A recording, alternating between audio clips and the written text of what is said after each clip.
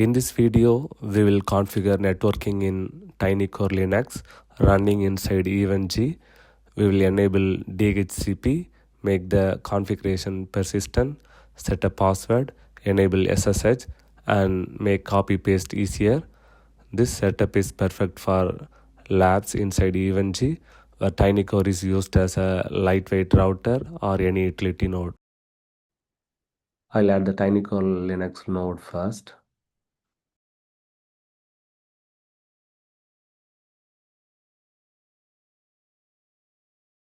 And connect it with the Cloud Zero interface in the EventG. I'll start the node. I'll open the node. The VNC will start opening. I'll increase the view size so that we can see the terminal clearly. I'll open the terminal. First, I'll check the user using who am I. It is showing as GNS3.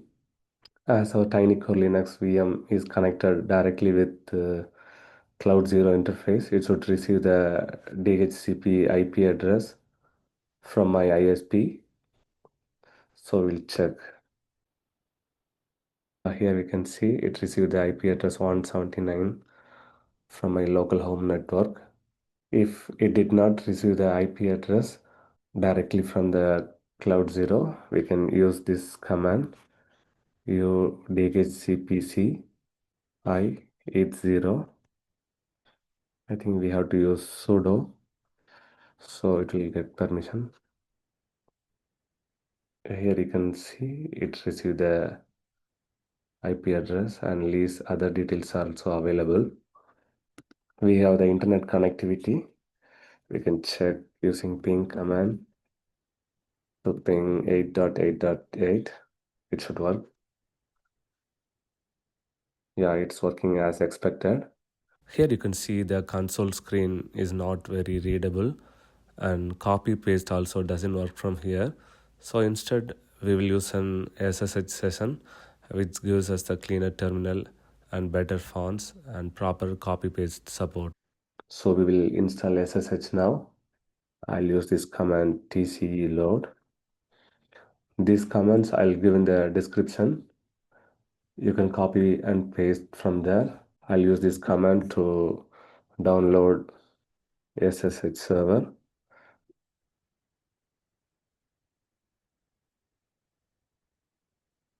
It is getting downloaded. Now we are going to start the SSH services.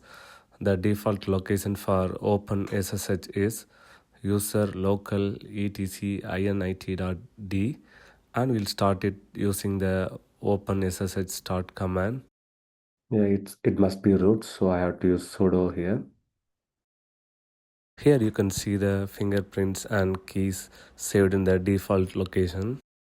This TinyCore username is GNS3, but currently it doesn't have any password.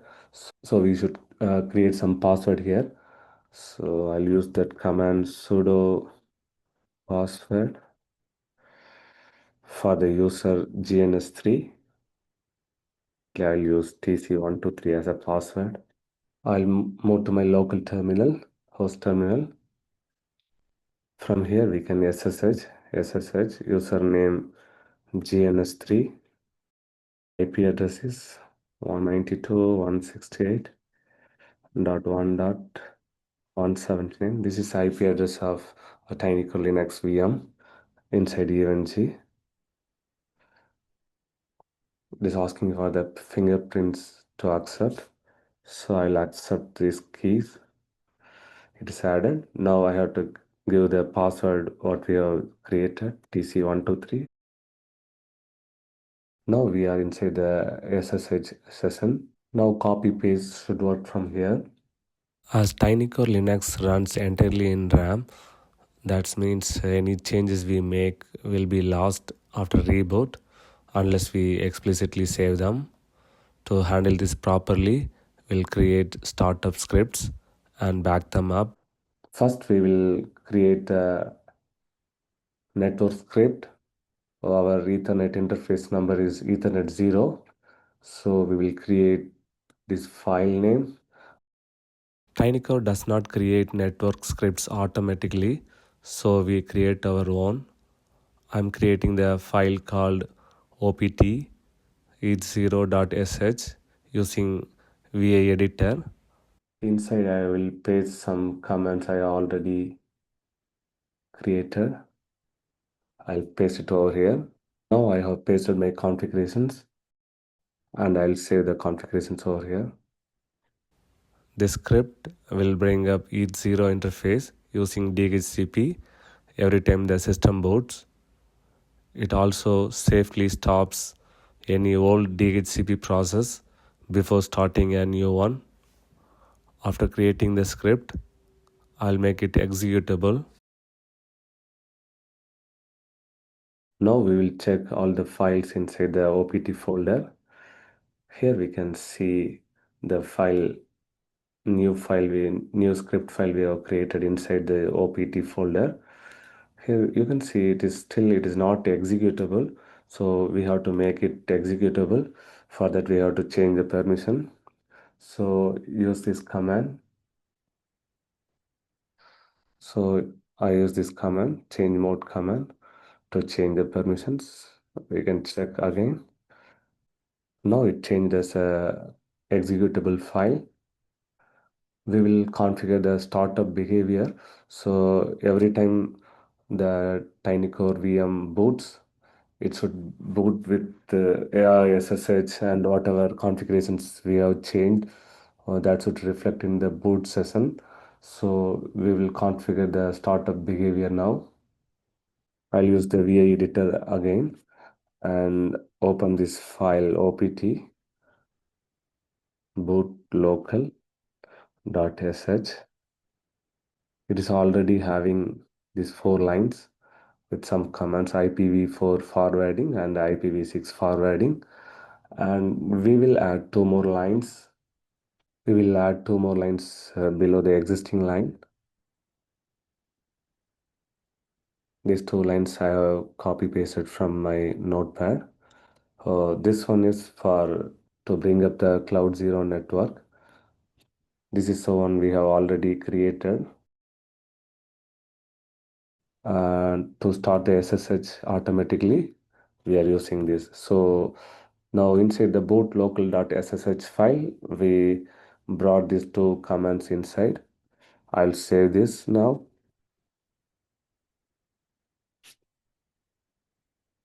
Now this is the very important step. Every time we made configuration changes, we have to save those configuration. So for that, we have to use this command filetool.sh -b. What it will do, it will create new file. You can see I'll hit enter now. You can see it created backing up the files inside my data. Here it will save password or any network configuration changes we made. It will be saved. Otherwise, it will miss all the configurations. Now we can reboot and verify the configurations, whether the IP address is still working.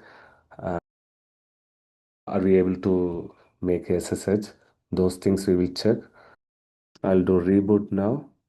Sudo reboot.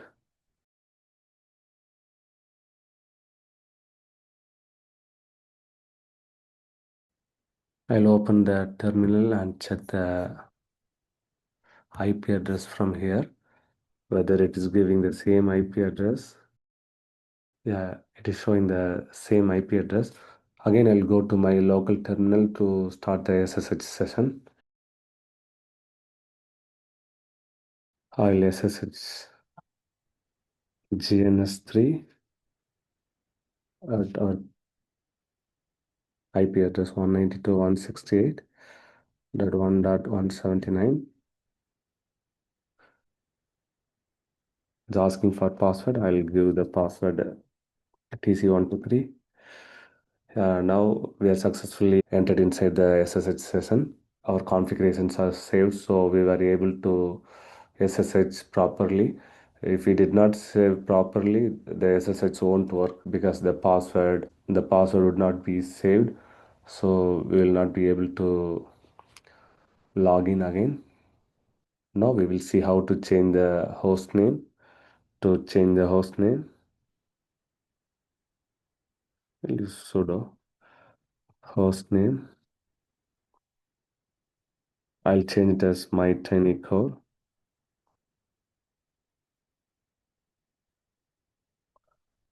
Here we can see the TinyCore is changed as host name. To make it persist, I will add it in the bootlocal.sh file again. I will add it below the last line.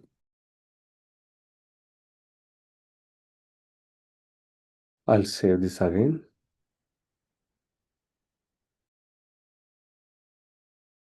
And we have to save this configuration. filetool.sh-b.